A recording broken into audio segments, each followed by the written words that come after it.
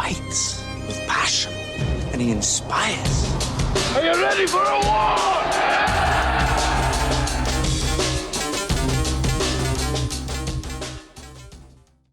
All right, welcome back to From 8 Arbitration. Hopefully I'll get through this episode. This is about my 5th time trying, and for some reason my laptop is screwing up, so I'm not in a good mood. And so first off, let me say Happy Veterans Day to my veterans. Nothing more important to me than veterans. I always, since I became a shop steward, have given 100% everything that I do. At every level, I give 100%. When it comes to veterans, I always get that little bit extra. You know what I'm saying? They'll always get just that little bit extra. I saw somebody on Facebook the other day. They were talking about, and I guess that they were defending this vote no thing. They were saying that we should vote yes because of arbitration. And arbitrators, it was his opinion that arbitrators have no feelings. And I think this individual's had 3 or 4 arbitrations. And so I disagree. I disagree with that. Arbitrators do have feelings. Case in point, I had one dealing with a veteran. And when I do any kind of arbitration and I have a veteran, I'll make sure that that's outlined in my opening statement to make the arbitrator aware that we're dealing with a veteran. And I think that arbitrators, they do consider that as a mitigating factor, a veteran. And they should. Absolutely they should. I've had an arbitrator, Lawrence Roberts, tell me before that it would be very difficult for him to remove a veteran regardless of what they've done. And that's how important it is to make sure that these arbitrators are aware we're dealing with somebody special, very special. Now, all city letter carriers are special to me because I have that love affair for the city letter carrier, but veterans, they're special individuals. And so I had this one arbitration, a rollaway runaway, and I believe I talked about this on my runaway rollaway episode. This gentleman was a veteran, and he had a rollaway runaway, and the vehicle rolls down this hill and hits a fire hydrant. And that little knob that sticks out about 2 inches out of that fire hydrant peeled the side of this vehicle off like a tuna can. I mean, it shredded the side of this LLV. And so they removed this guy. I think he was off on Monday. And so this happened on a Saturday. He just brings the vehicle back. He doesn't tell anybody that the side of the vehicle's gone. And so the sub goes out there on the Monday and obviously finds the damage and goes in and tells management about this damage. And so they fire this guy. When we go to arbitration, I make sure that the arbitrator is aware of 2 things. This guy's a veteran. And secondly, he has a terrible time talking because he cannot hear. He's partially deaf. And if you've ever dealt with anybody that's deaf, they can't hear themselves, they have a very difficult time speaking. And so I told the arbitrator that, when he was in the service, part of his disability was he's partially deaf, and he has a very difficult time speaking and hearing. And so I wanted the arbitrator to know that. And I remember the arbitrator treating this individual, and this is an older gentleman, treating him with kid's gloves. When he came in, he was wearing this hat. I'll never forget this hat. It was just laying flat on his head. It had no form whatsoever. And I thought that looked pitiful. He had just like a button-down shirt on and some pants and this floppy hat. I'll never forget that. And so when he sat down, I leaned over there and told him, I said, Mr. So-and-so, you're going to have to take that hat off. You can't wear that hat in here. And so he took the hat off and laid it beside him on the table. And that broke my heart. I don't know why it did, but just seeing that floppy hat, and it looked older than him. But I'll never forget the arbitrator when he swore him in. He leaned across the table and swore this guy in, because I told him that he was hard of hearing. And he treated this guy with kid's gloves the entire way.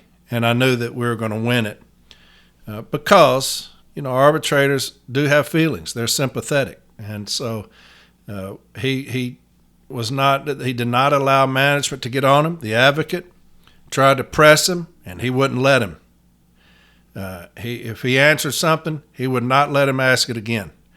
And so he treated him with kid's gloves, and that was out of respect for his service. And so, yeah, they do have feelings.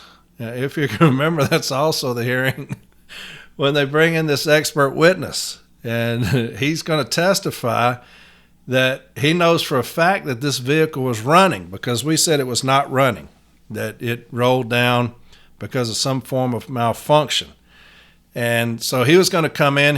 They flew him in from Virginia. And I remember him telling the arbitrator, he was pleading with the arbitrator to let him testify because they had flown this guy in from Virginia.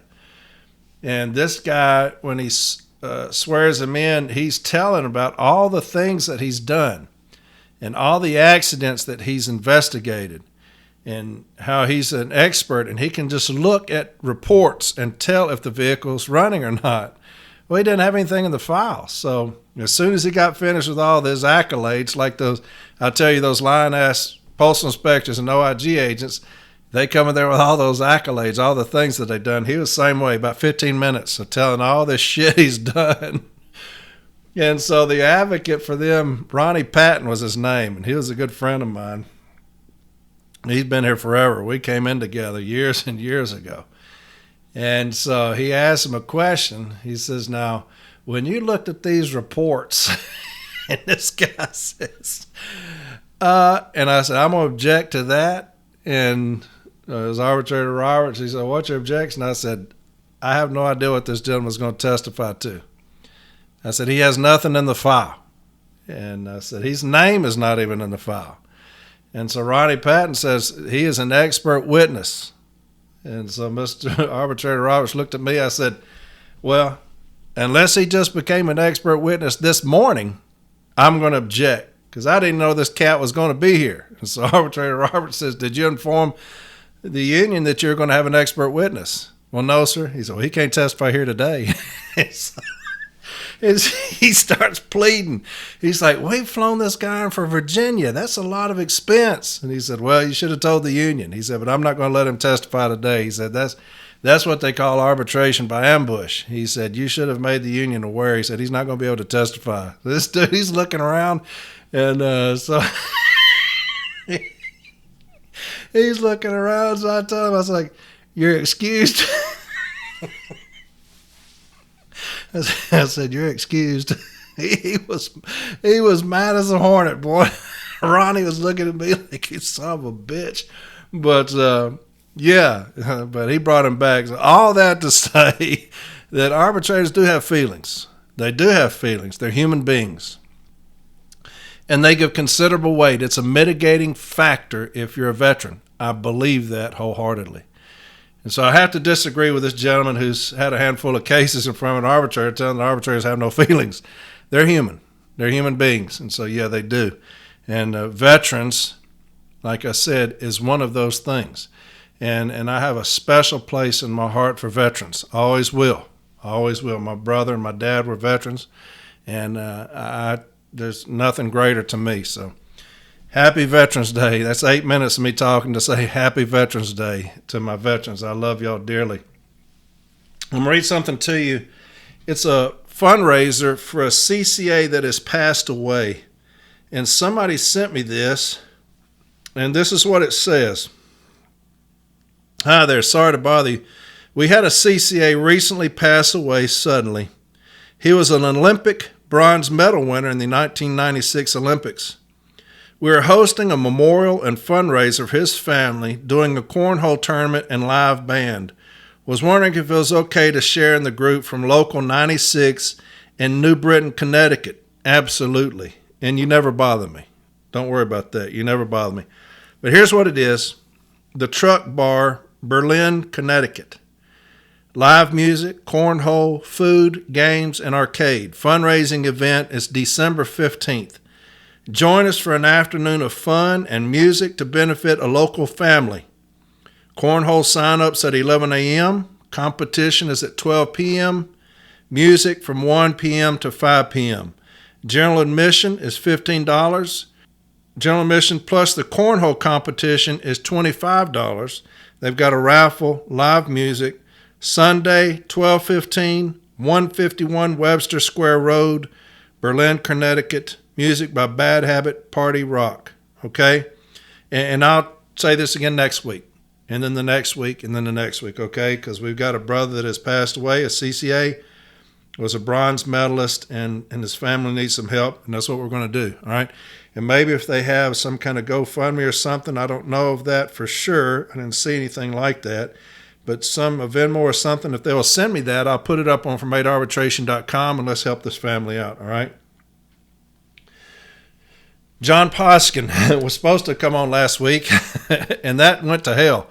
He had an arbitration the day of. He was supposed to come on that Tuesday, and he calls me Monday night and says that he's prepping a witness and stuff like that. I told him, no, he had an arbitration Wednesday. That's what it was, and said that he was prepping his witnesses Tuesday. And I said, man, don't worry about that. Don't worry about it. We'll postpone that. And because anybody knows that the night before an arbitration, everything's coming together. You're opening, you're closing, your sites, you're making sure that everything's fine-tuned. You've been prepping for this thing for 2 weeks or so. It's nonstop. And then that night before, getting your witness prep, anything that you've learned new from your witnesses, you're getting that into your questions and answers and stuff like that. So I told him, I said, don't worry about it. We'll do it Wednesday night. And so Wednesday night comes, and it's about 9 o'clock, and he says, hey, man, I still ain't home. And so that's the life of the advocate. That is the life of the advocate. I've gotten home about 1 or 2 in the morning and had to go to work that same day. And so that is the life of the advocate. So John will be on at another time, and we'll make time for him. I love when John comes on because he has a love for the city letter care and a passion to teach. And anybody like that, I'm obviously going to let them come on here and educate. And so that's what's important to me is education, right? So John will be on. He just got caught into that advocate monster. That's constant prep, and then he got an arbitration hearing, and then getting home, and you get home late. And so I get it. So he'll be on later, all right? Make sure we're getting on Discord and Reddit, okay? Both of those things right now are jumping.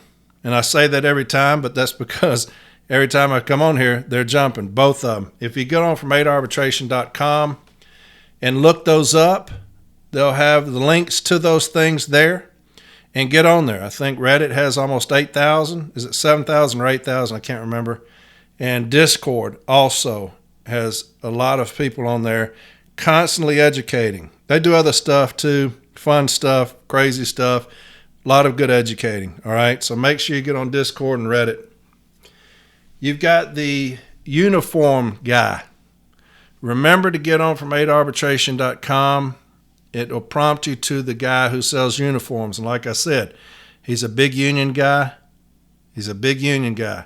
And so when I met him, fell in love with the guy, his stories, his passion for the city letter carrier.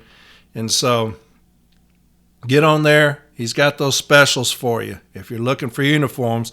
Now, of course, we're getting fucked over in this TA on these uniforms, but he's got some good specials on there that will save you some money, all right? So get on there. Also, somebody sent me this. It's from, I'll just read it. It says, good afternoon. Portland is critically low on uniforms as they provide uniforms for most of the state. If anyone has anything they could donate to help and could bring to RAP, it would be greatly appreciated. Please see below message from Portland VP Betty Nash. And it says, I was hoping that you could put out an email asking attendees if they have any uniforms that they could donate to our uniform closet. We have had very large classes, and we only have 1 pair of men's pants left as of today. David will be attending the RAP, and he could bring them back for us. And it says, thank you. So this is Portland, Oregon. This is Region 2. And this was sent to me by somebody saying that if I could announce it, and I do. I will. And we had the issue in Hawaii. When all that went down, we sent several boxes from Branch 4, and we will do the same thing. There's no address on here. I'm guessing just send them to Region 2 office, if you can find that address. I don't have a clue what it is, but I will find it. I'll get on the NALC website and find that Region 2 office address and just mail them a bunch of uniforms and see if they can get them to that Portland, Oregon branch so that they can give those out to the new hires. Your new hires, here's the thing that pisses me off about all this shit here, is that you have barely enough money to get anything with these clothing allowances because the prices are so damn high. And that's the reason I like this guy that I'm advertising for, because he gives some good specials, right? And we need specials. But here you have CCAs. You're getting into the time of year that if you have an asshole manager, they're going to make you follow the uniform code, which says you have to be wearing pants right now, okay? So as a CCA, I come in, I get a uniform allowance. I can get shorts for the summer. Now you got these assholes coming out saying, hey, you're going to be required to wear pants because that's what the uniform policy calls for. So now you have to have pants. It's getting cold. You're going to have some kind of winter gear. It rains a lot now. You have to have some kind of rain gear. Shoes, you have CCAs being sent home because they're not wearing proper shoes. Those are $150. They have no money to get what they need to get. And you got these assholes sending them home because they can't afford pants. They're wearing shorts. Sending them home because their shoes have probably already wore out. They can't afford another pair of shoes. And so we're dealing with assholes. We're getting no money for these uniforms. We're getting like a nickel or whatever in the new TA for uniforms. I think it's $27 or something stupid. There's no control over the pricing.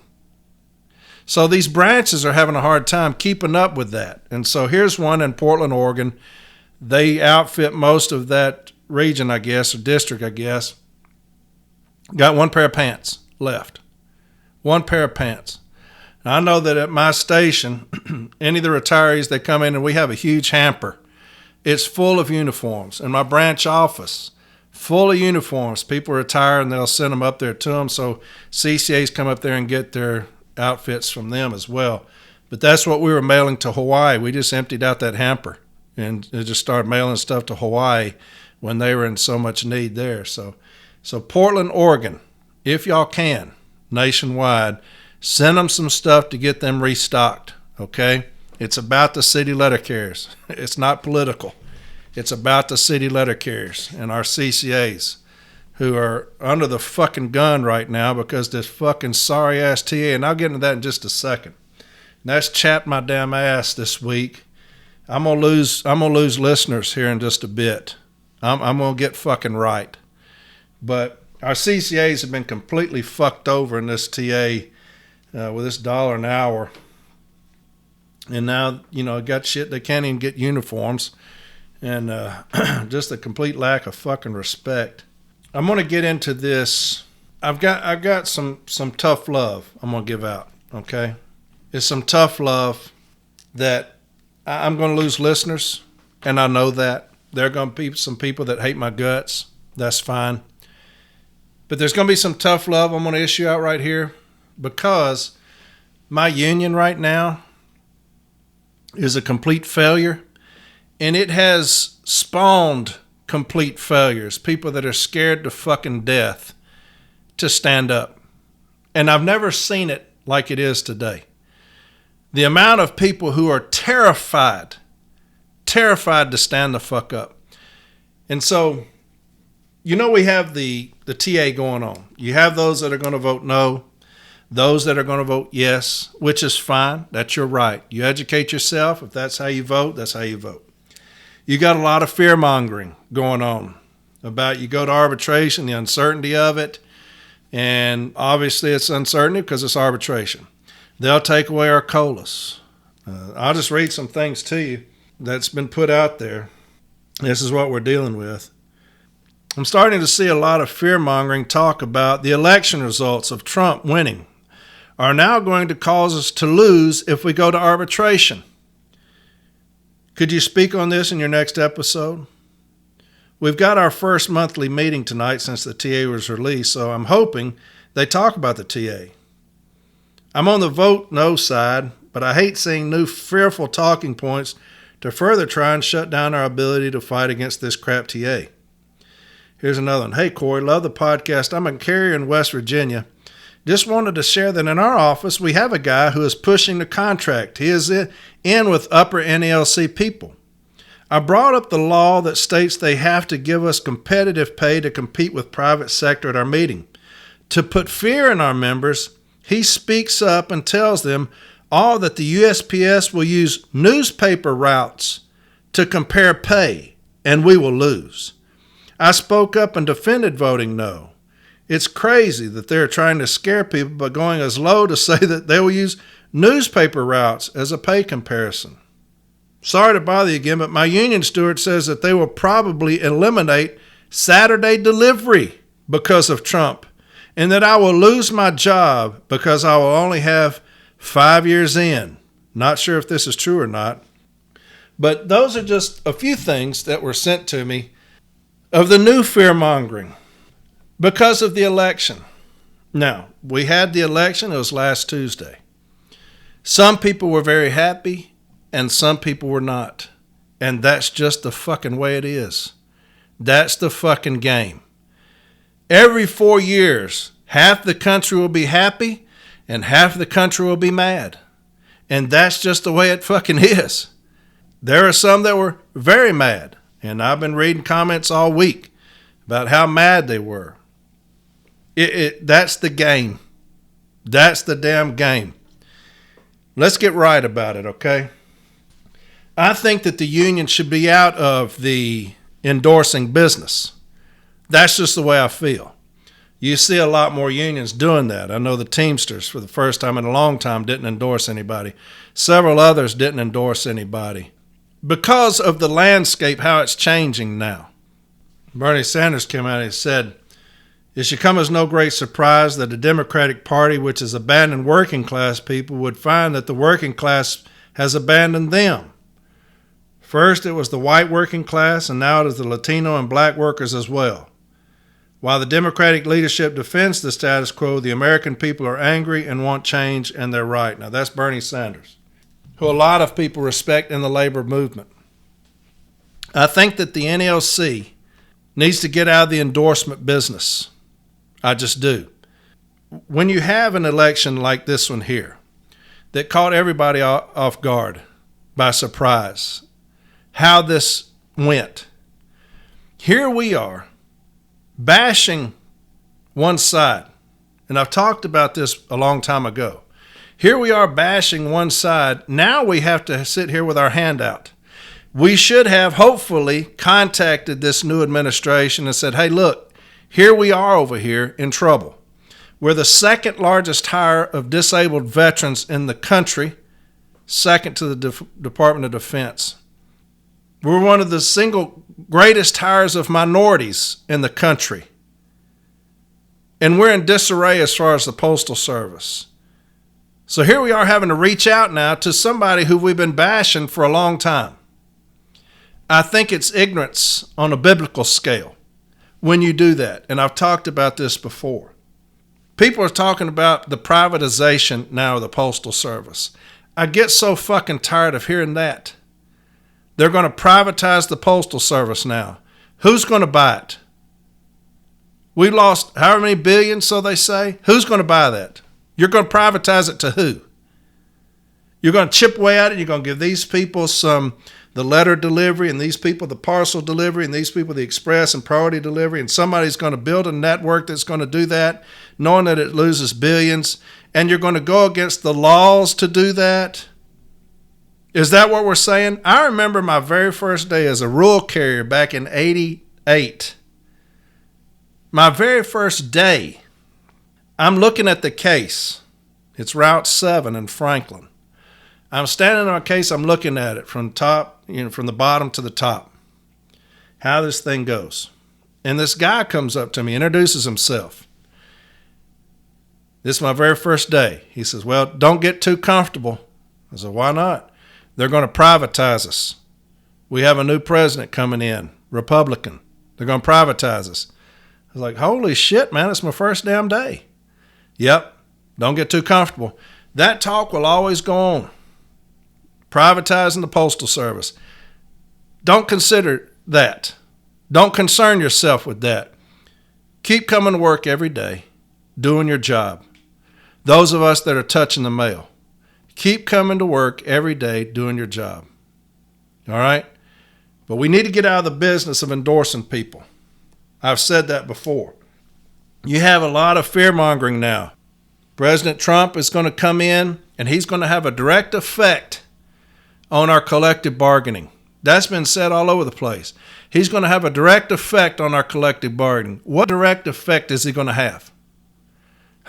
We were under what we called a very pro-labor administration with the Biden-Harris administration, right? And we got shit for the TA. 1.3%. That's what we got.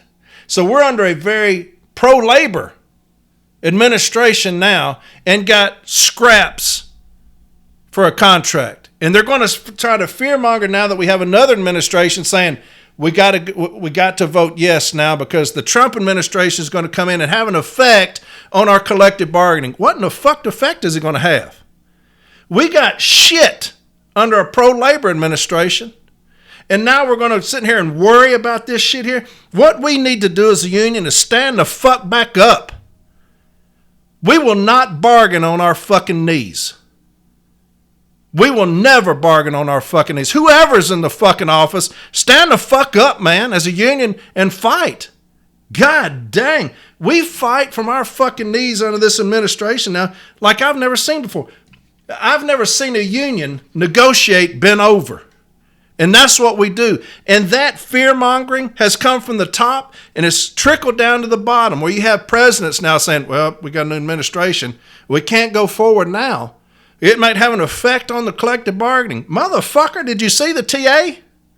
We got shit on the TA. 1.3 fucking percent is what we got.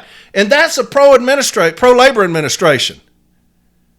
What could possibly go wrong? They'll take our colas. They'll take it. Fuck all that. Fuck all that. We're going to have to stand the fuck back up as a union and fight. Let me ask you this. Everything that you do as a city letter carrier, do you think that you're worth 1.3%? Fuck the Postal Service talking about they're losing billions. Fuck that. You're not supposed to take that in consideration, but I'm going to make them fucking prove it. And if I can prove a lot of waste, I'm going to take it to this new administration. And I'm going to say, here's the reason my people, these disabled veterans, all these minorities in the Postal Service, all these hard workers, the most trusted government agency we have, cannot pay their people a living wage. Those that actually touch the mail can't pay them a living wage because you have all this fucking waste. We didn't do that in the pro-labor administration with Biden and Harris. I don't know why. Let's try it with this new administration. What we cannot do is keep fighting on our fucking knees. Do you think you're worth 1.3%? I said this a bunch, and it's going to come out on a radio show that I was on the other day. And I talked about COVID. When the whole world shut down, when we were under COVID, everybody was terrified of that. Everybody was terrified. We were terrified. We didn't know what it was yet. We had no idea. We're the only ones on the street. I remember going out, it looked like something in a movie. No cars. Nothing was on the street. Restaurants shut down. Nothing was open. You went to your route, there was no traffic. You get to your route, you're delivering mail, no people walking. Nothing.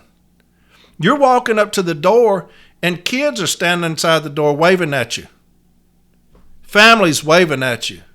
Because you're the only thing they see all damn day. You're the only hope that they've got that we're going to be okay is the city letter carrier. Every fucking day we were out there doing that shit. When the world shut down, here we are. Every damn day. Terrified. Our poor CCAs sent from station to station, having to push their mail out. or going in not knowing. I remember the first time we heard that somebody had it in the city. I was terrified.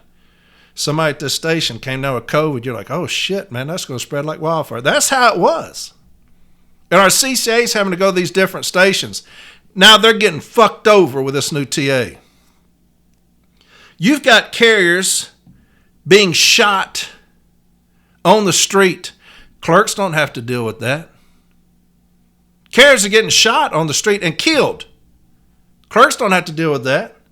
Carriers are getting robbed on the street. Now, that's a huge thing, right? Carriers are getting robbed on the streets. Clerks don't have to deal with that. We have carriers that are in vehicles that are 130 degrees. Clerks don't have to deal with that. They're dying on the streets, Brother Gates. They're dying on the streets because of the heat. Clerks don't have to deal with that. Management pushing them with these scanners saying, keep it moving, beat the heat. All this bullshit we're having to deal with these sorry-ass fucking managers. Clerks don't have to deal with that. We got snow, sleet, ice. We're delivering in that every fucking winter. Treacherous conditions that shut the city down. Clerks don't have to deal with that. We got storms coming in. Talk to Florida. Going to work the next day. Most of them's homes almost demolished. Going to work the next day. Driving in water that's up to their fucking door. Clerks don't have to deal with that. The toxic working environment that has been produced by this new administration, unlike anything I've ever seen. The constant, daily fucking with us over different things, whether it's a made-up hour office time, made-up parameters that they've made standards, stationary times, constantly, second by second monitoring us. Clerks don't have to deal with that. Management has set their sights on us, city letter carriers. All of this shit we have to deal with every fucking day. Still coming in, doing our job, loading our vehicles up every day, going and doing our job. In spite of all of this shit, clerks don't have to deal with that. And you're going to tell me that we're worth 1.3%? All of that shit, and we've got a fucking incompetent postal service. We have an inept union. And y'all think that we're worth 1.3%? Is that what y'all think? I heard my president get on the Valley Labor Report, and he's talking about the 1.3%. And he tells the world that the Postal Service is broke. They've lost billions. And to him, it's a no-brainer. He took the 1.3% because he didn't think we could do better going to arbitration. That's what your dumbass president said on air. I just don't think we could do better going to arbitration. You don't ever say something like that in public. If there's an opportunity we have to go to arbitration, you don't ever tell the public, the Postal Service is broke, they're losing billions, I just don't think we can do any better going to arbitration. Because it doesn't matter now what you say as far as we have a good case going to arbitration. You've already told the public you don't think we could do any better. That's how fucking stupid this president is right now. I watched My Cousin Vinny. It's one of my favorite movies. I think it's hysterical. But you had My Cousin Vinny comes down and he's going to represent the two guys, right? The one guy is skeptical. He just ain't buying it, right? So he gets the other guy, if you know what I'm talking about, the other attorney, who sounds good initially. And then he goes up and he's going to do his opening statement, and he has that stuttering problem. He goes, men and women of the jury. Remember that? And so he completely fucks up this guy, right? But then he goes up to the first witness, the guy with the glasses. And he's talking to him, and he says, did you have on your glasses? You know, when you saw him? No, I didn't. He goes, ha ha! So you didn't have on your prescription glasses when you when you went out there and saw them. He says, these are just reading glasses. And he looks at him. He points at him.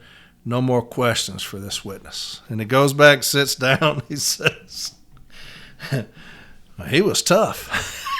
That's our president. In negotiations with, and then somebody put up Tommy Boy the other day where he's going in and just giving up when people would say no. And he's like, you bet. And he'd get up and leave. Y'all remember in Tommy Boy when Chris Farley was doing that? That's our president. He goes in there for 600 days. And they say, we're broke. We've lost $6 billion. You bet. Sounds good. 1.3%, I'll go tell them. $1 for the CCAs, this substantial raise, $1. Do you think y'all are worth that? Do you think that y'all are worth 1.3%? Do you think the CCAs are worth $1 fucking dollar? Fuck all the fear mongering. All this shit about Trump coming in. All this shit about you can lose everything. Yeah, you could lose everything, man. We could lose every fucking thing. We could lose our COLAs. He could give us a 1% raise. He can do all that shit. He can do every bit of it. The arbitrator could. He could say, hey, Trump's in office. We're just going to disband the NALC. That's where we're at right now as a union because we're too fucking scared to fight. I say fight. I say fight every fucking step of the way. I say fight. If the USPS doesn't think that we're worth more than 1.3%, fuck them. If the NALC doesn't think that we're worth more than 1.3%, fuck them. And if this arbitrator doesn't think that we're worth more than 1.3, fuck that motherfucker too. Because goddamn it, I'm worth more than 1.3% in this son of a bitch with everything that we fucking do. I will never, ever bargain on my fucking knees, and I will never, ever bargain bent over like our current administration's doing. We can't get those cowardly motherfuckers out of there fast enough to say, look here, city letter carriers, we're going to rise the fuck up on this workroom floor, and as a union, we're going to start putting the city letter carrier first and putting a foot in management's ass. These motherfuckers, you go in there and you say, I want a 3% right off the fucking jump raise. Can't do it. See you in arbitration, motherfucker, and get your helmet on. I want my CCAs to be making as much as the fucking clerk start out as $27. Can't do it. See you in arbitration, motherfuckers. Get your fucking helmet on. We've got people conceding that shit, man, because they're scared to fucking death about going to fucking arbitration. You're willing to take fucking scraps on your fucking knees, eating off the fucking floor, because these motherfuckers have told you that's all they can do for you. Both fucking sides. A fucking cowardly ass motherfucking president going to sit up there and say, this is going to be historic. And then today in a fucking Zoom, or where in this fucking Zoom happened, where he said, I never said that. I never said historic. That lying motherfucker can't say one thing one day and remember it the next. And he's the one in there fucking negotiating for us over this shit. He was a coward on the floor, and the motherfucker's a coward up there as president. He couldn't negotiate his motherfucking way out of a paper bag. And we've got people on social media terrified to fucking death, man. That's not how my union's supposed to be. Fuck who's ever in office at any level. Letter carriers, stand the fuck up, man, and fight. God dang, if we're going to make a fucking difference, we got to fucking fight. And we're not doing it. We're listening to motherfuckers who wouldn't fight for nothing, wouldn't even fight for their own fucking families. That's not who I'm going to take advice from. That's not who I am. I told you, I'm going to go in there, motherfucker says I can't do it. Motherfucker, see you in arbitration, bitch. Get your fucking helmet on. Get your case ready. And leave your fucking books at the door, motherfuckers. We're going to look through those. People saying, well, it doesn't matter. You know, they're losing billions. It don't matter why they're losing. Fuck you. I want them fucking books, man. I want to see where it's going. It doesn't matter because the financial situation of the Postal Service is not supposed to impede us getting our raises where we're comparable to other people just like us. But I'm going to call their asses out. I'm going to say, here's where these motherfuckers are spending their money. All of this in grievance payouts they're losing because they can't do their shit right. And I've got a fucking bitch-ass executive vice president saying, we're not going to do cease and desist any longer because it's hurting the Postal Service. And it's the piece of the pie. If y'all are getting these escalated monetary awards, it's hurting our raises. Fuck that, man. We're not going backwards. We're not going to blame the city letter carrier because management's too fucking incompetent to learn the fucking contract. And that's what this motherfucker's doing. Helping them bail them motherfuckers out because they can't educate themselves. How about you do this shit in the fucking TA? Put in that motherfucker that the city letter carrier is not going to be held responsible for not being regular in attendance. Do that. Say, hey, we just can't get it right, man. We just can't get it right. We have some carriers, they're just not going to be regular in attendance. So we're going to revise that. They no longer have to be regular in attendance. They have to be somewhat regular in attendance. They don't have to be regular in attendance. They just have to show up for work every once in a while. Put that in there. Why are we going to concede that shit? We will concede the fucking cease and desist. The only thing we've got to help us with non-compliance. But they have bought and sold these motherfuckers at National on this shit saying, well, they cease and desist, y'all weaponizing that. We'll stop. We'll stop weaponizing it. We'll stop weaponizing that and we'll give y'all that. Well, we're going to take y'all's office time. You can have our office time too. We're only going to give you an hour for your CCS. We'll take that as well. And 1.3 is good too. What else do y'all want? That's what we're dealing with right now. We're conceding every fucking thing to help these motherfuckers out. And what are they conceding? Not a fucking thing. We've got to have fighters, man, back in this motherfucker. We've got to have fucking fighters, man, that they would know they're not going to come into a fucking meeting and tell us some bullshit like a 1.3%. They would know. They're not going to come to an executive vice president and say, hey, when we go on these meetings with the DRT, tell them no cease and desist. And the motherfucker will say, fuck you, motherfucker. Shove that up your fucking ass, no cease and desist. You better educate your motherfuckers how to abide by the contract. But you're not going to tell me we're going to lose one of the biggest weapons we have against non-compliance because you motherfuckers can't do the shit right. You don't concede. You see them conceding anything to us as far as discipline. Why not? We want to talk about the summer. Why didn't they concede during June, July, and August to get us off the streets faster? Let us stick our DPS. I took that to Bruce Getz, and that dumb motherfucker said that Ops said that they were worried about us losing efficiency. Motherfuckers, June, July, and August, you can't use it for anything. But you can help us get off the streets faster by letting us stick our DPS. Is anything like that negotiated? Anything trying to help us on the fucking street? No. You got your dumbass president telling them that these certifieds in the DPS, just do them on the street. Take all the time you need. I don't want to take all the time I need, bitch. I'm in a fucking 130-degree vehicle. I'm dying out there in the fucking streets. I don't want to take any time doing that shit that I used to do in the fucking office in the air conditioning. We're so fucking scared, man. Hell, Trump gets elected and everybody's lost their fucking shit.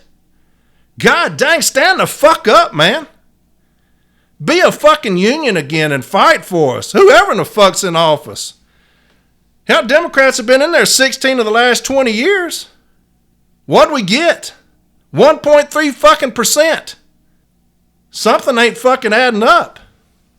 We need to be in every administration's office saying, hey, this is the problem we're having. We have people that are touching the mail that are getting fucked over by people that aren't. You want to clean up some shit? Clean that shit up. You don't talk about coming in here and doing away with a lot of federal fat? Start with these motherfuckers that ain't touching the fucking mail. God, have a fucking game plan, man, other than, oh, shit, we lost the election. What are we going to fucking do now? Fight? That's what you're going to fucking do. Fight. Quit being fucking bitches about everything. God, I've never seen the fucking cowardice in my life as we have right now in our union. And it's trickled down to motherfuckers on Facebook that are fucking worried to death. Hell, now you got fucking presidents telling their people you're going to lose your job now that Trump got hired. What the fuck? Going to do away with Saturday delivery? How? Motherfuckers law. They're not going to touch that shit.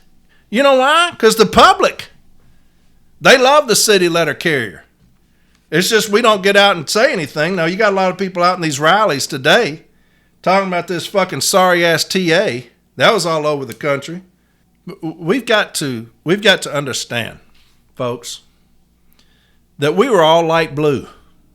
There are people mad as fuck at the results of this election, and a lot of people happy. That's just the way it fucking goes, man. That's the fucking game of it.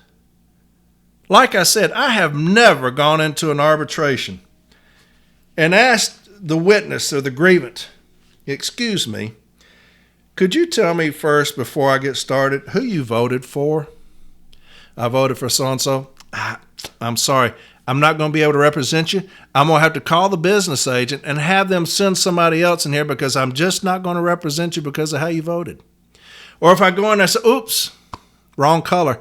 Sorry, I didn't know that you were that color. I'm going to have to call the business agent and have them send somebody else in here because you're just the wrong fucking color. Or do you mind telling me who you're married to or who you're dating? See, we're going to have a problem right there because, see, I can't represent you because of that. Or do you mind telling me what religion you're in? Oh, shit, that goes against my religion. So I'm not going to be able to represent you. That's how a lot of people fucking feel, man. We are fucking light fucking blue in this bitch. That's the only thing you need to worry about. We have gays and straights. We have Muslims, Catholics, agnostics, Christians, Buddhists. We've got liberals, communists, socialists, conservatives. All of them are in this melting pot of the city letter carrier craft. All of them are. And we better learn how to fucking love each fucking one, regardless of what we've been told about whoever else. We had best learn to stand the fuck up for light blue. We are all we have, and we see it right now with the Postal Service, as fucking incompetent and low down as these sorry lying motherfuckers are, and we especially see it with the fucking cowardly, traitorous motherfuckers we have in our NALC. City letter carriers, we are all we have. We have got to rise the fuck up on this workroom floor. We have got to elect people in positions that are going to put the city letter carrier first, and their one mantra is going to be fight. Fight, motherfucker, fight. That's all we've got, man. Fight. We'll vote these motherfuckers out in 26. They're gone. Put together a slate of fighters. I'm talking about fucking savages. That's what's going to happen. Savages are coming back into the NALC. I can't wait for y'all to hear about it. Savages are coming back up in this bitch. We have got to quit bargaining from our knees, man. We're in a fetal fucking position in this union.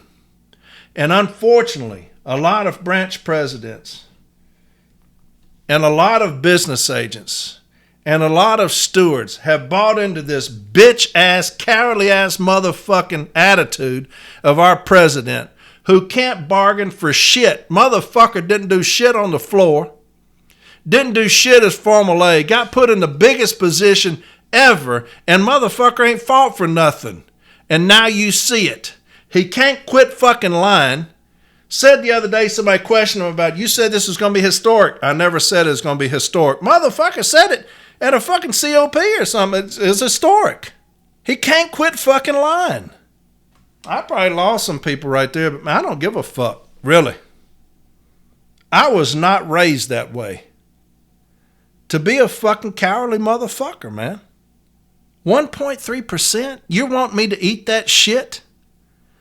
You're going to hand me 1.3 on a piece of on a plate and say, eat this shit right here, fuck you, man. 1.3%. Then lie to my ass saying, here's your bonuses. Here's what you're going to make. Adding shit you didn't bargain for in there. Want me to eat that shit because you can't quit fucking lying. CCAs, listen to me. You better fucking unite yourselves. You better fucking unite. This administration, Brian Renfro showed you what he thought about you in this TA. I would have been fucking embarrassed to hand this shit out saying this is the best I could fucking do. This is the best I can do? $1 fucking dollar? God, they weren't even worth a fucking cup of coffee at McDonald's, man. The shit that they've got to go through with sorry-ass fucking management, how they do these CCAs on the floor. The regular gets done by 3. That means you're the help. You should be get done by 1. And pressuring the fuck out of those CCAs. Coming in on Sunday, got 8,000 packages they got to deliver by a certain amount. And when you get back, you're going to have to do this other route. Fucking shitting on them, man.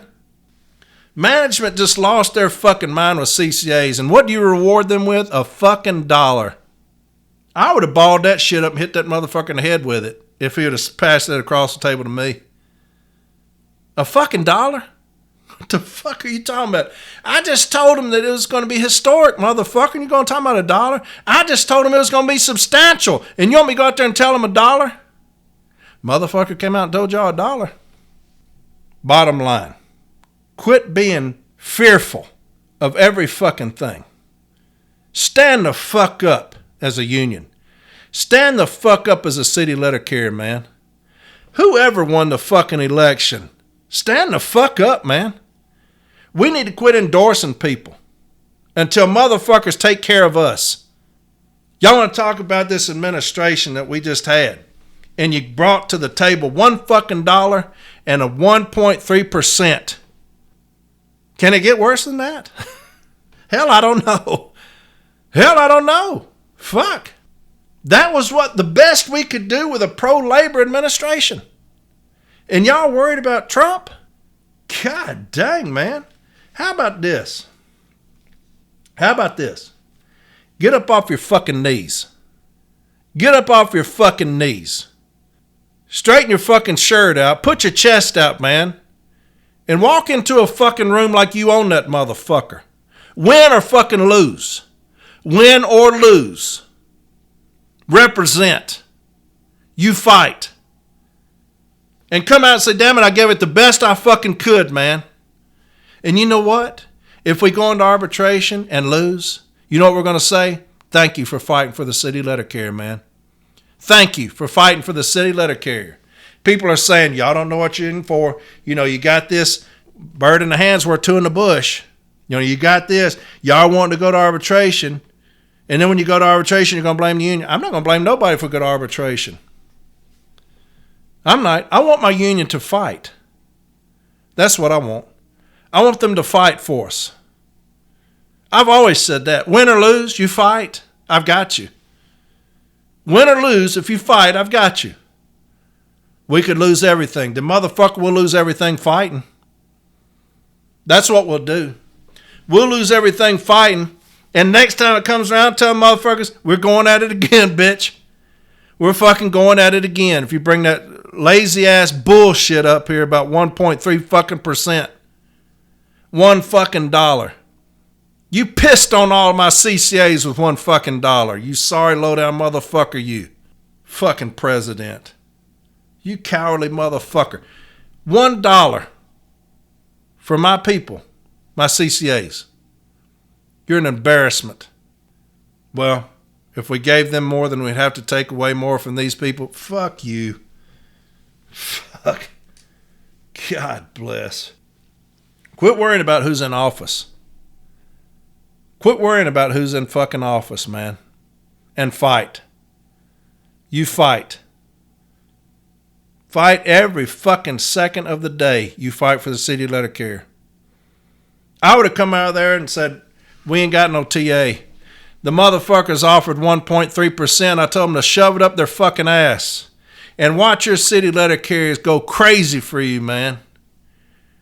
I came out of there, I tell them to take that TA, roll that motherfucker up and shove it up their fucking ass. You know why? They offered my CCAs. I talked about we're going to have a substantial raise. They offered them $1. I told them to take that right there, roll that motherfucker up and shove it up your fucking ass. And watch your carriers go crazy, man, for you fighting for them. And then go in there and get it the fuck on in arbitration. Break shit down, expose everything. Pull these motherfuckers' draws down and say, here's where the fucking money's going.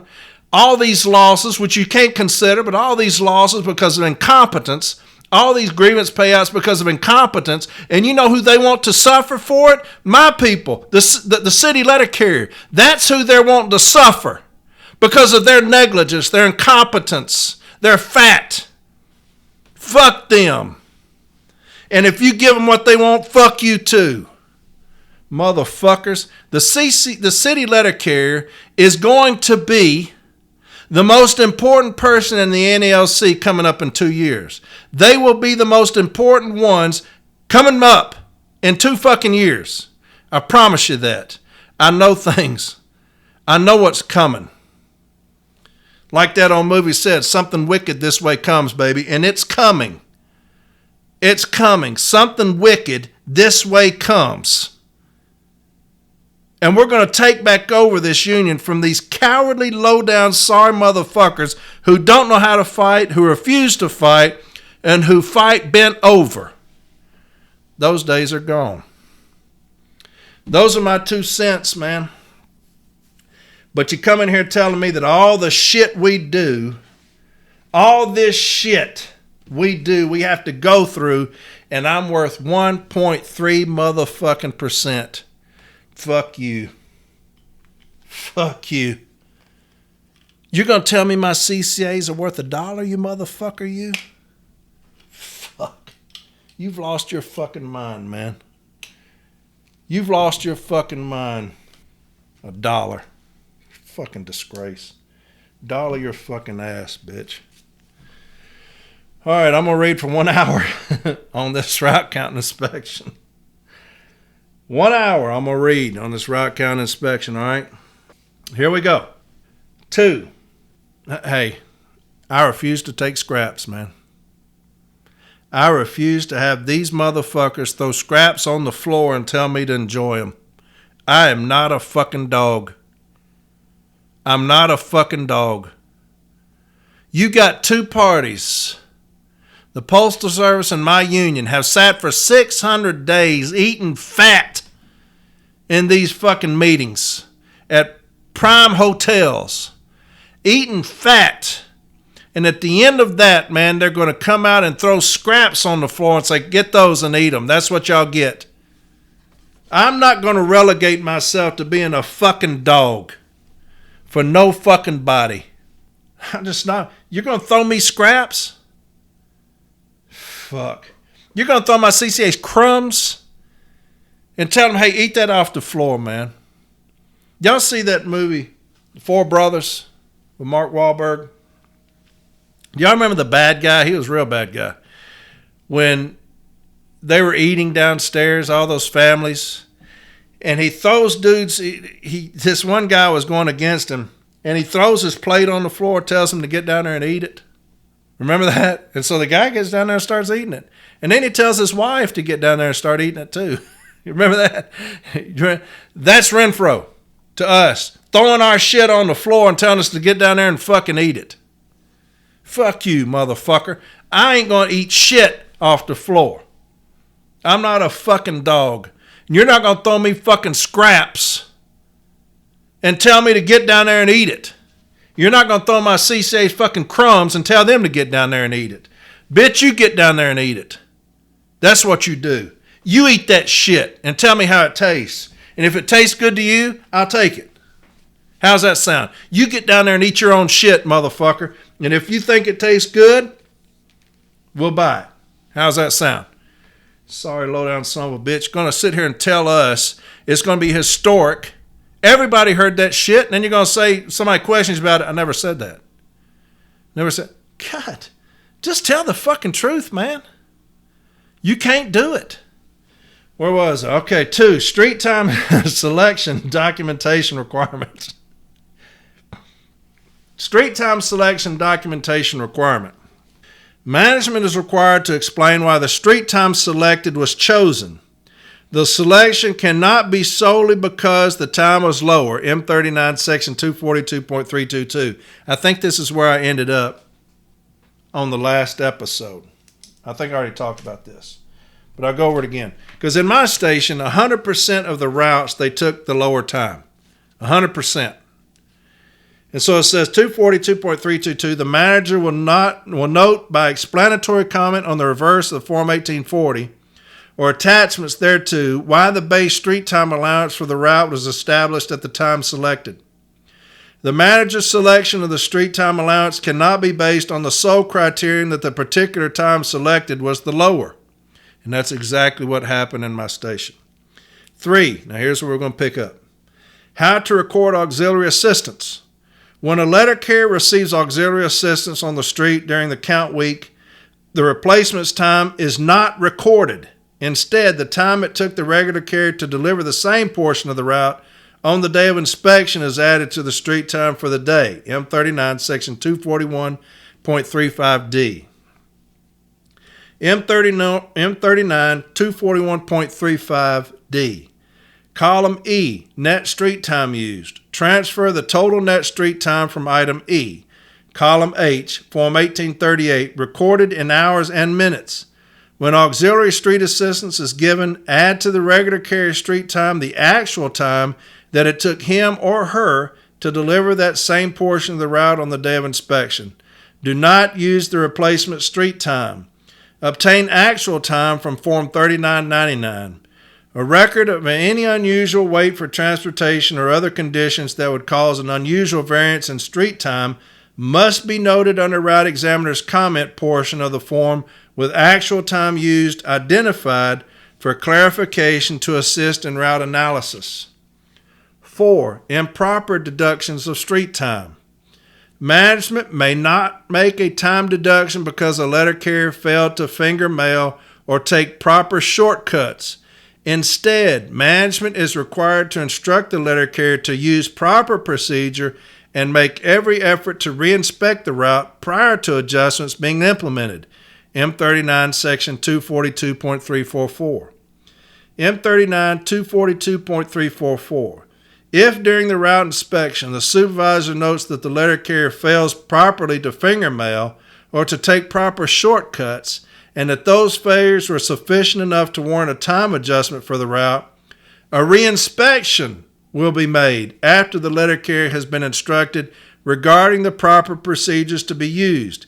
Every effort will be made to conduct such reinspection prior to the implementation of the adjustments in the delivery unit. So make sure when you're looking at the inspector's notes and they deduct time, if they deduct time because the carrier was not fingering mail properly in between stops, well, that's a walking route, not fingering mail properly, they have to reinspect it. So if they make a notation that this amount of time was done because the carrier wasn't fingering the mail properly and they did not do a reinspection, that's a grievance. And that will look very good when we have the total grievance at the end of all of it. When we have about 6 or 7 things that we're going to bring up, that'll be something very good because I want to show an arbitrator that this thing was a failure from the beginning to the end. Here's all the list of things that we have that they have violated during this route count inspection. Now my routes are off. But here's the problems that they have, Mr. Arbitrator, Madam Arbitrator, is this, and this. All of these things they did improperly. Now my routes are out of adjustment. And, so when it goes to an arbitrator, those things look very good. And an arbitrator, they'll either make them do it again, which they'll hate because it's a lot of money, or they'll just tell them to readjust the routes and pay us some money, which is what I want. I want them to pay us money. I'm not like this current administration. These motherfuckers saying, we have to help the Postal Service. Fuck the Postal Service. I want their money. I want my carriers to have their money. Right? I don't want 8,000 different supervisors to be brought in because we've made some money. I want our carriers to have that money. 5, deductions due to operational change claims. Management is required to document and explain any changes made to carrier's base time due to an operational change. This change must be discussed during the consultation. M39 Section 242.345. M39 242.345. Any time adjustments to a carrier's base street time due to identified improper practices or operational changes, such as, but not limited to, the elimination of relay or park points or travel pattern changes, must be documented by appropriate comments on the reverse of Form 1840 or attachments thereto. Such adjustments must be discussed with the carrier at the time of the consultation concerning the route evaluation. If the carrier at the time of the consultation notes the absence of such documentation in writing on the Form 1840 or attachment thereto, and initials and dates the Form 1840 or attachment thereto, and management does not supply such documentation within 1 week with a copy to the carrier, the time adjustment shall be disallowed. Section 5. Carrier consultations. Route evaluation consultation. 1. Provide PS Forms 1838 and 1840 before the consultation. Management is required to provide Form 1838 to the letter carrier 5 calendar days before the consultation, and Form 1840 to the carrier 1 day before the consultation, M39 Section 241.4. M39 241.4, providing carrier with summary. A completed copy of the front of Form 1840, reflecting totals and averages from Forms 1838, day of inspection data, route examiner's comments, and analysis of office work functions and actual time recordings, will be furnished the carrier at least 1 day in advance of consultation. Completed copies of Form 1838 will be given to the carrier at least 5 calendar days prior to consultation. 2. Time disallowances and related comments provided before the consultation. All time disallowances and related comments on the 1840 will be furnished to the carrier 1 day before the consultation, M39 Section 242.347. 242.347. All time disallowances and related comments will be noted on Form 1840 or attachments thereto and furnish the letter carrier at least 1 day prior to consultation. 3. Discussions of operational changes during consultation. Time adjustments due to operational changes must be discussed during the carrier consultation if management does not have comments documenting the change. The carrier may note this absence of documentation on the Form 1840 or an attachment if management does not provide the documentation within a week. The time adjustment is disallowed. M39 242.345. Any time adjustments to a carrier's base street time due to identified improper practices or operational changes, such as, but not limited to, the elimination of relay or park points or travel pattern changes, must be documented by appropriate comments on the reverse of Form 1840 or attachments thereto. Such adjustments must be discussed with the carrier at the time of consultation.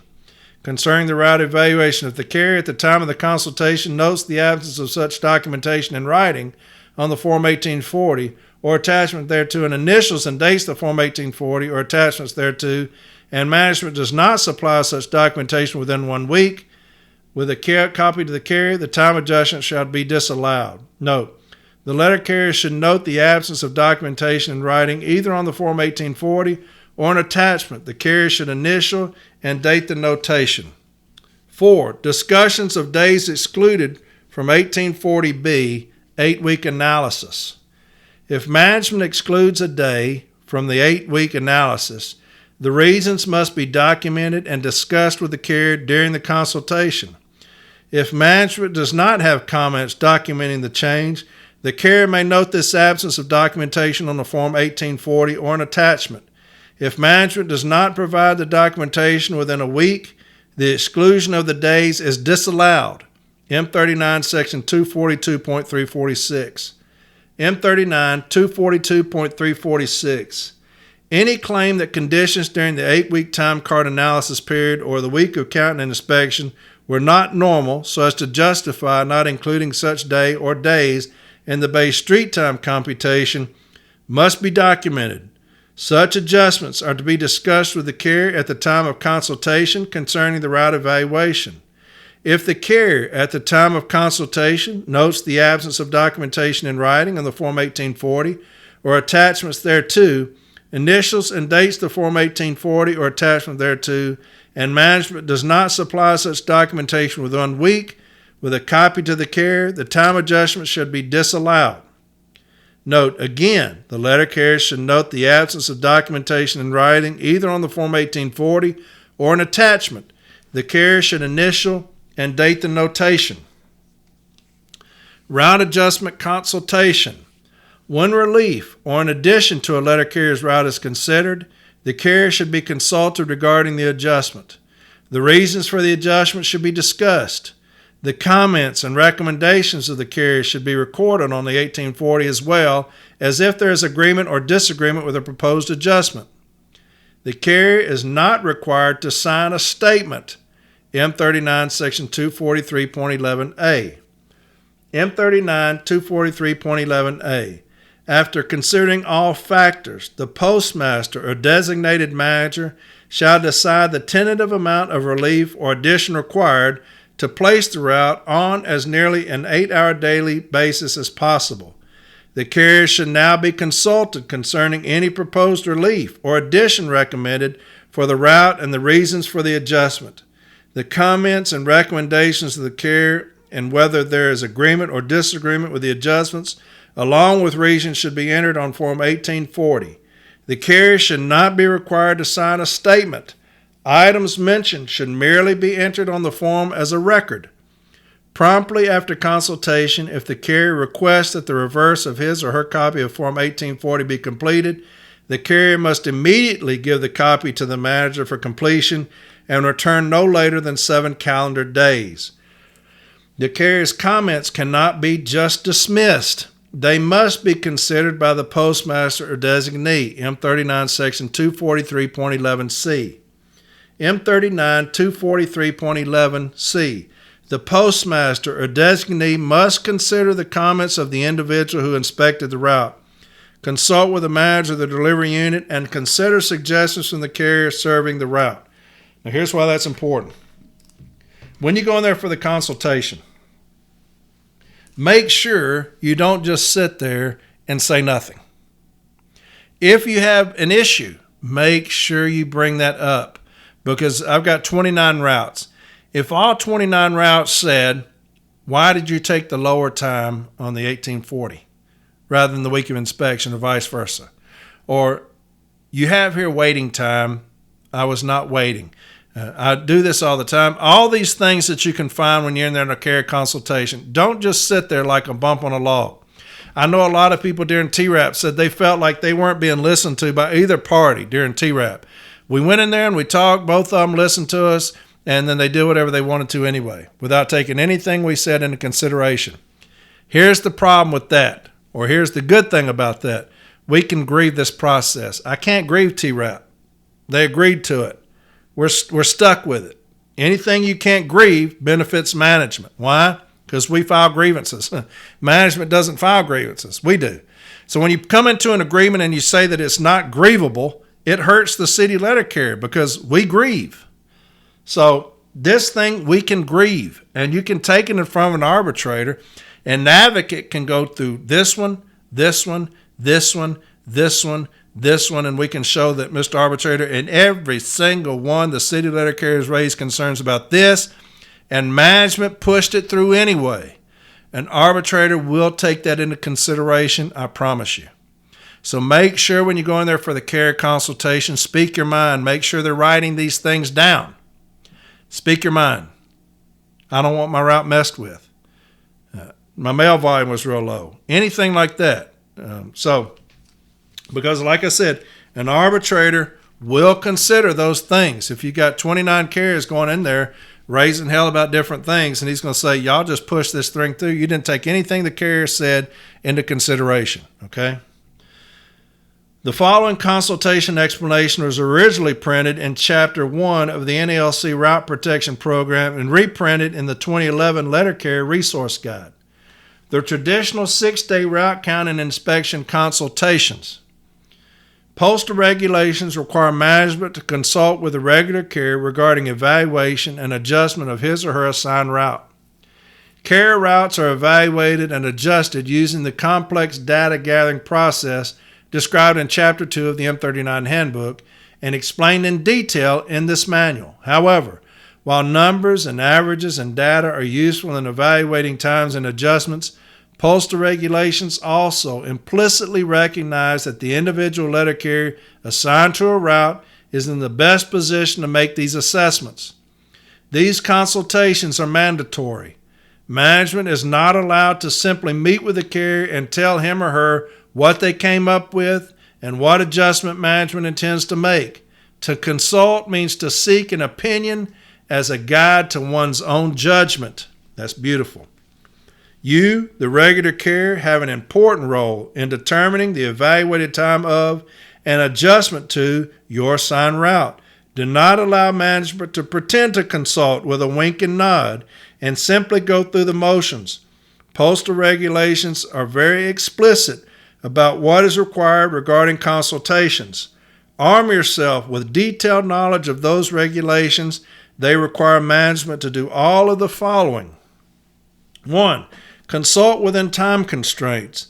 Management must place adjustments into effect within 52 calendar days of the completion of the count. M39, Section 211.3.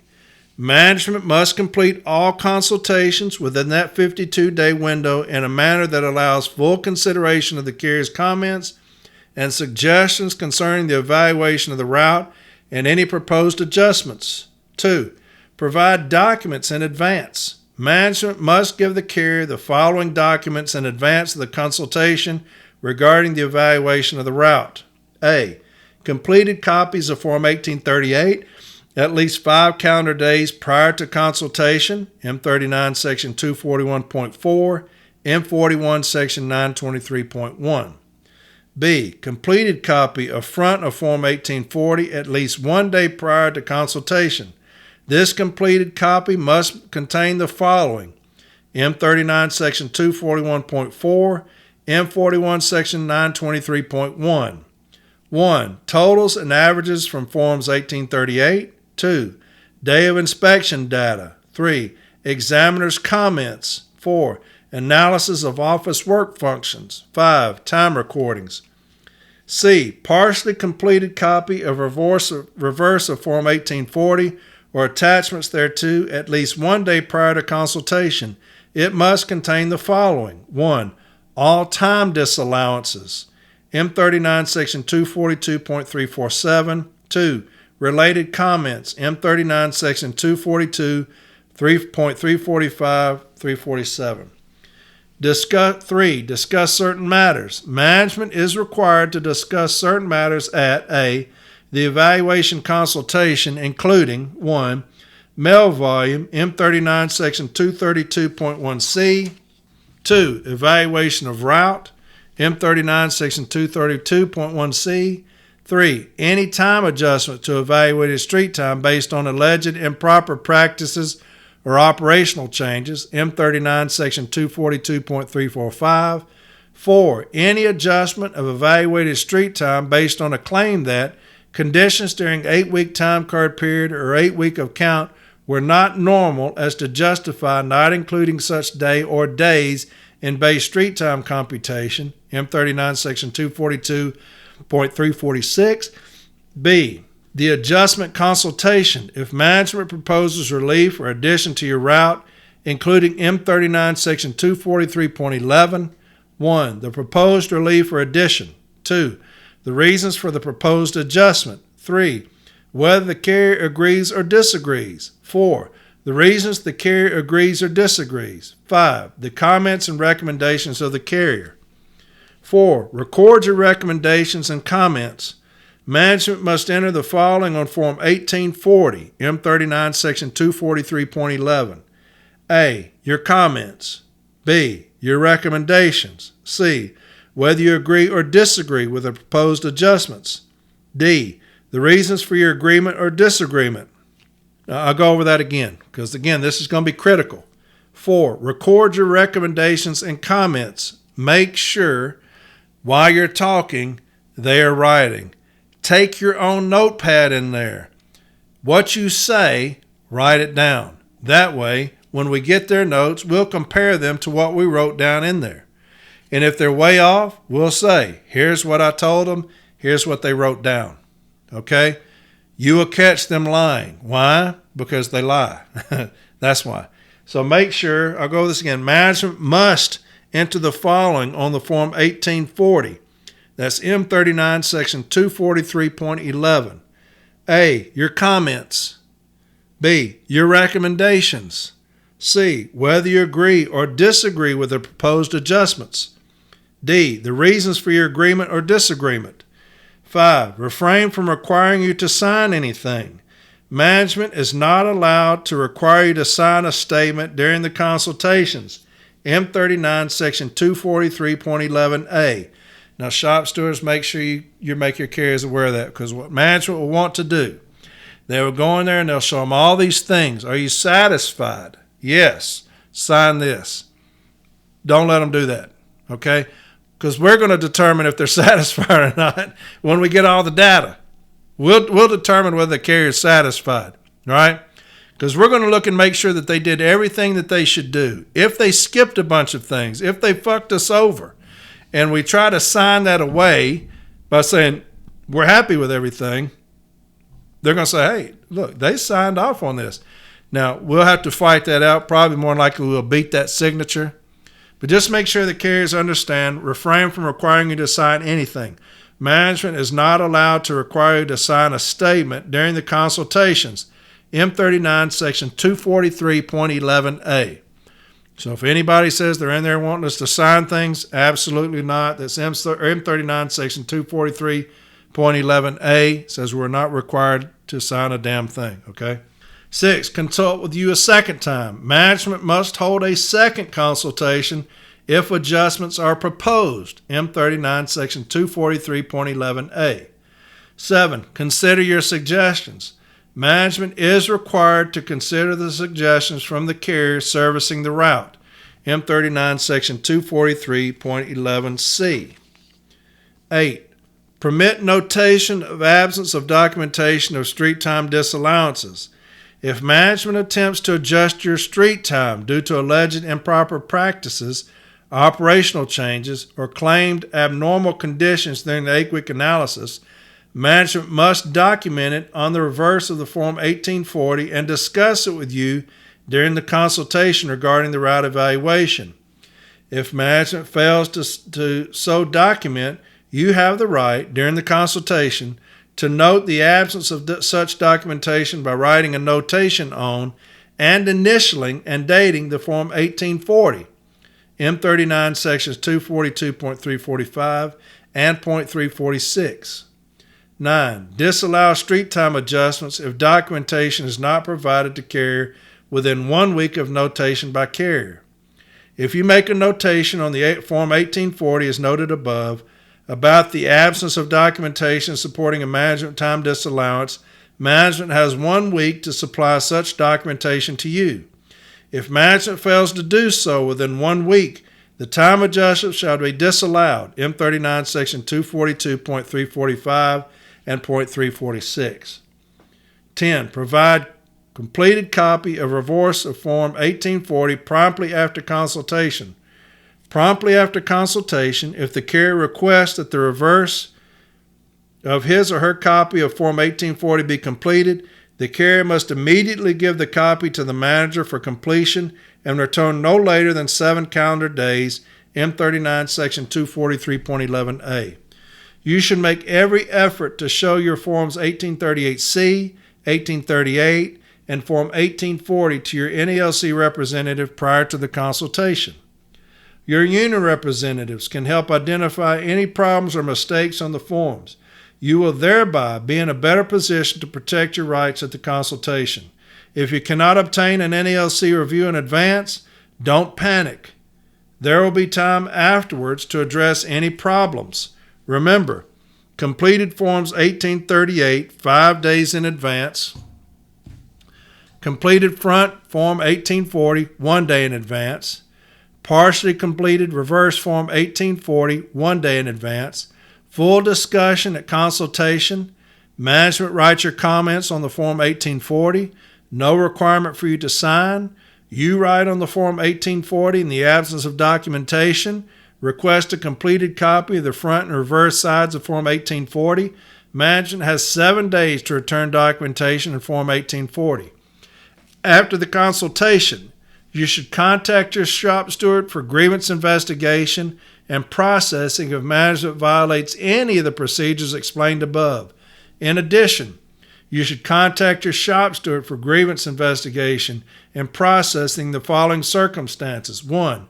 Unfair or incorrect adjustment, if you believe the adjustment to your route is incorrect or unfair. 2. Management's use of CORE. If management uses the Carrier Optimal Routing CORE program to adjust routes, you can expect management not to file the CORE settlement, M1661, and or CORE relay settlement, M1859, when unilaterally adjusting routes using CORE. 3. No adjustment in 52 days. If management fails to implement any needed adjustment within 52 days after the conclusion of the week of route count inspection, management must implement adjustments within 52 days unless an exception is granted by the district manager. Exceptions may only be made when warranted by valid operational circumstances, substantiated by a detailed written statement and submitted to the local union within 7 days of the grant of the exception. The union has the right to grieve any exception, M39, Section 211.3, M1072. It is important to note that the evaluation process did not end with the implementation of an adjustment. Management is required to evaluate the adjustment. The evaluation includes analysis of data generated after implementation of the adjustment, including volume data, time records, etc. In addition, management is required to complete a new Form 3999 after adjustments are implemented to reflect the new authorized route travel pattern and schedule, M39, Section 243.613. All right, and we're going to call it a day right there. We're going to get into Section 6, route adjustments, next week, okay? And so that's we're going on for an hour and a half, and so I don't want to lose y'all's interest. So there you have it. We're going to keep doing 6-day counts. Hell, I may read this whole thing over again. I think that how you're going to learn it is you're going to keep reading it and keep doing it, okay? If we become experts at 6-day counts, man, we can throw a wrench into things. If we become experts, management will absolutely hate dealing with us if we become experts at the 6-day count. If this is where we're going, Section 2 of the M39 is to our benefit, okay? We can grieve it, right? But there's a lot of shit they got to do, and they're too lazy to learn it. We will not be, okay? And there's some things I'm going to talk to y'all about route protection stuff here coming up that's very good. And so we'll get it down pat, okay? We'll get it down pat, and we'll be all right. We'll handle our business. Look, I love the city letter carrier, man. I know I went off early, but I love the city letter carrier. First and foremost, I love the city letter carrier. I do love my union, NALC. I've done a lot for them, man. I've done a lot for them, and I've seen the heyday when we flat got at it, right? I'm a city letter carrier. I'm not Republican or Democrat. I'm a city letter carrier when I go to work. That's how I feel. And I want both sides to respect us, and I want us to go to both sides and try to get help. I don't want to alienate or ostracize anybody. I think that's foolish. That's just how I am. Other people may be different. They may say, hey, y'all never helped us in the past, so fuck y'all in the future. That's how a lot of people feel. I'm not like that. I'm not like that at all. I think the tide is turning somewhat as far as how people perceive certain things. So I want to make sure that we tell both sides, we want to work with you. We need your help. We want to work with you. We need your help. I don't care how many times one side turns us down. We have always got to understand the most important thing is the city letter carrier. And that's how I feel. The most important thing, the only thing that matters is the city letter carrier. We have a new administration. We need to be in that office. Hey, we need your help. This is what we're dealing with. This is the incompetence we're dealing with. I don't care who put who in office or in place. Talking about the Postmaster General. I don't care about that. Incompetence is incompetence. And the city letter carrier is the most trusted individual in the federal agency, right? We have a lot of people on our side. A lot of people on our side. So we need to understand that. We've got to understand that. But I'm neither a Republican or Democrat. I'm a city letter carrier. And that's how we need to fight. That's how we need to fight. Okay? I'm passionate about my people. I always have been. I always will be. Whatever I do, I'll be passionate about the city letter carrier. I can work with anybody in management. I have. But I will call a spade a spade. If a motherfucker's trying to fuck me over, our business will be over with, right? Our meetings will be over with. I will not concede and I will not back up ever at any time. I will never give up anything that we have, like our president does now. I will not do it. We can work through some things, obviously, but you're going to have to give me some things, and we're not getting anything. We've conceded everything and gained nothing, right? And we're going to have some things in place to protect the city letter carrier that we don't.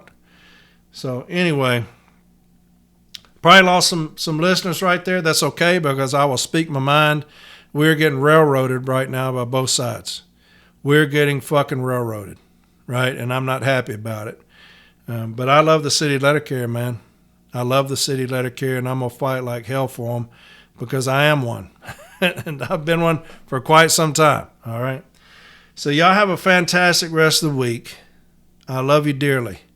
I love you dearly, man. And I can't wait to get in this fight with you once James Henry tells his ticket and get this thing going, man, and hit the ground running and raising fucking hell, right, for the city letter carrier. Y'all be proud of the NALC again, I promise you. I'm not lying to you. I don't do that. You'll be proud of the NALC once again, and you'll be proud to be a city letter carrier, because we're going to go nationwide raising hell, right? The game plan's already been set. So, and you'll hear about that shortly, okay? Y'all have a fantastic rest of the week. We'll get back into 6-day count next Sunday, all right? And I'll talk to y'all then.